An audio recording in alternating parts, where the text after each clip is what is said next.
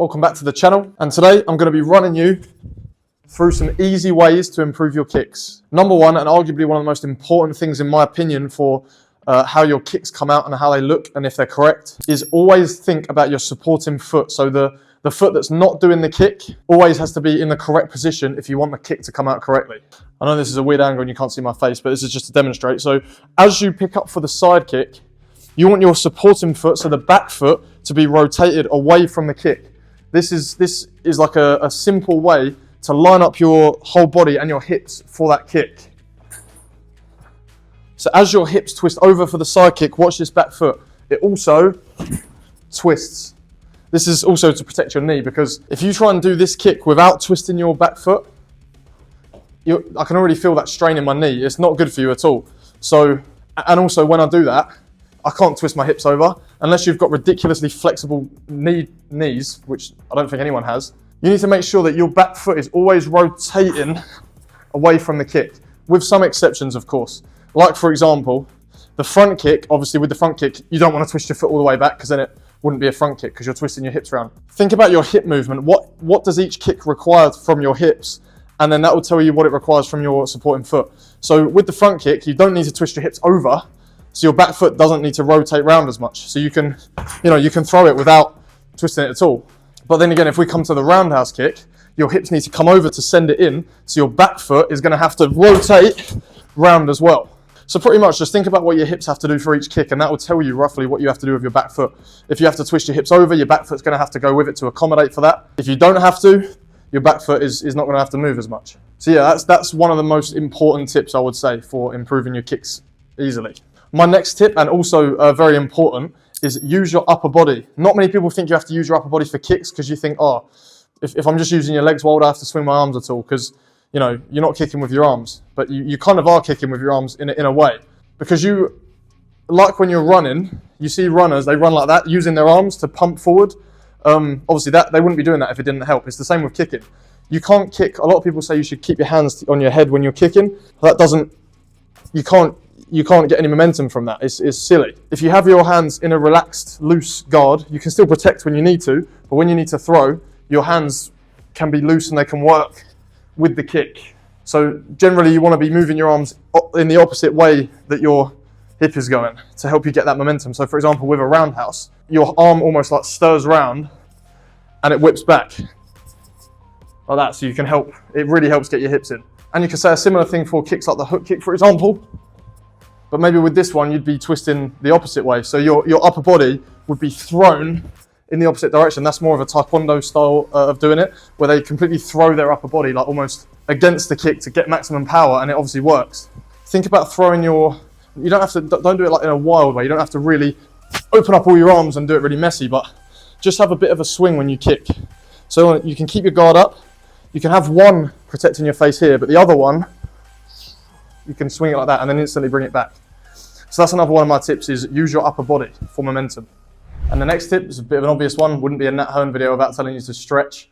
So yeah, get your stretching in. Make sure you're stretching every single day, because realistically, a massive key to unlocking your hips and getting your kicks really good is being flexible.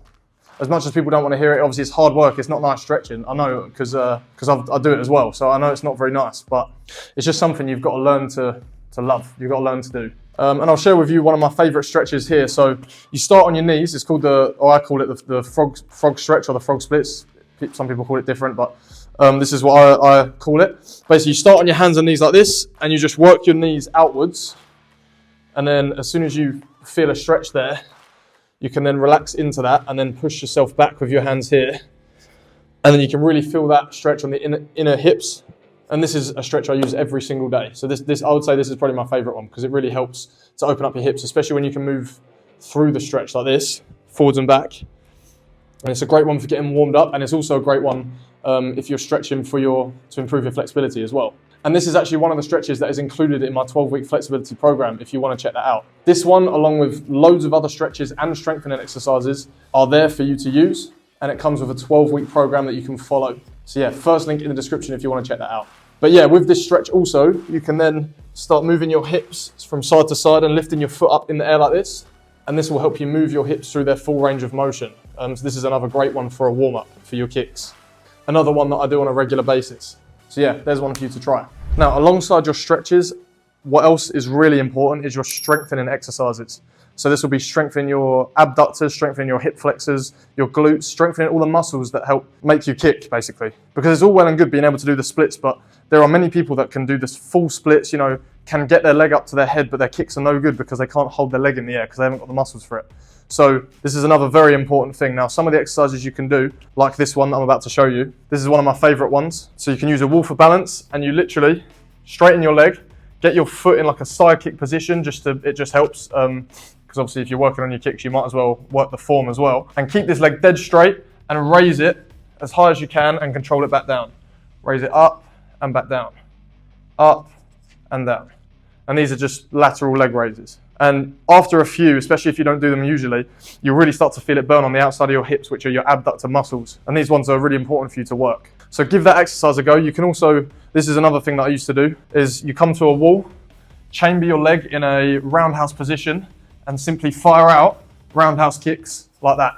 And what I used to do is do it in a pyramid. So I would go 10 kicks, rest for let's say 5 or 10 seconds, straight back up, 9 kicks, rest, 8 kicks, and go all the way down to 1. And that was a real leg burner. That was horrible, but it really helped strengthen my legs for those kicks. Again, you can find those 2 exercises along with many others in my flexibility program.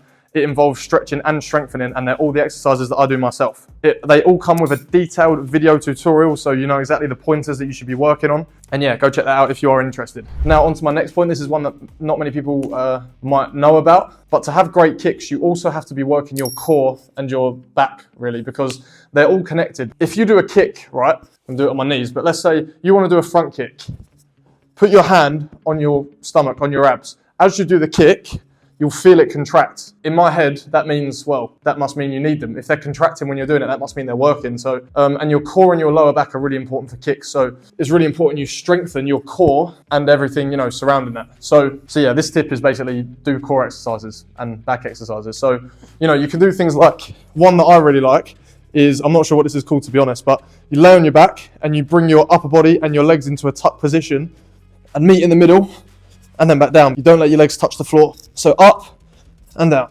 up, down. And you can do loads of those and you really feel that burn in your core. So yeah, core strength is really important for kicks, trust me, because this is one of the things that I realized when I was really trying to work on my kicks as well, that you need to be strengthening the muscles that are surrounding everything really. I mean, being stronger in general will always help your martial arts, whether it's your upper body or lower body. So I would recommend getting yourself into any kind of training program that works all of your body. You can do some research of your own on exercises that you can do specifically for kicks, or even just core exercises in general, like planks and stuff. Lower back exercises, everything like that will massively improve your kicks, trust me. And that brings me to the end of this video.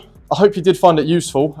Let me know if you'd like me to make more stuff like this in the future. Obviously, I've got this dojo as well as the one back at my parents' house, which is the one you always see in my videos. So, don't know why I said that. I can make more of these kind of videos now. And also, just let me know what kind of content you'd like to see me do in general, because I'm trying to put out a lot more long-form content as well. So let me know what kind of long-form videos you'd like to see, whether you want me to react to stuff or videos like this or anything like that. So yeah, let me know. Check out my flexibility program. First link in the description of this video. Thank you for watching. Hit the subscribe button because we're trying to get to 2 million, and I'll see you in the next video.